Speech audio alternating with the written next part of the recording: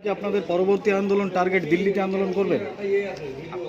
আমাদের যে বড় বড় ওলামারা হজরত আছে তারা প্লাস ভারতবর্ষে যে শিখ থেকে শুরু করে আপনার খ্রিস্টান থেকে শুরু করে হিন্দু ভাই থেকে শুরু করে সবাই মিলে যৌথভাবে একেবারে এমনভাবে ভারতবর্ষে আন্দোলন করা হবে যেমনভাবে আমার বিগত দিনে দেখা গেছে যে কৃষি বিলকে প্রত্যাহার করতে বাধ্য হয়েছে, সেই রকমভাবে আমরা চেষ্টা করব এবং আমাদের যতটা রক্ত থাকবে তত চেষ্টা করে আমরা এই বিলকে প্রত্যাহার করার চেষ্টা করবই। এখানে প্রত্যাহার করার আপনার করতেই হবে, কারণ ভারতবর্ষে যেভাবে আপনার বর্তমান সরকারের যে জালিম সরকারের বিরুদ্ধে যেভাবে আপনার চারিদিক থেকে যেভাবে আওয়াজ উঠেছে আপনার এটা প্রত্যাহার হবেই, এটা আমরা আশা রাখি, এটা আশাবাদ রাখি। আজকে কত মানুষের জমা ছিল মনে হচ্ছে? আজকে আমাদের হিসাব তেমন নেই, তবে আমরা ভাবছি হাজার হাজার মানুষ এখানে উপস্থিত হয়েছে। আপনার নাম?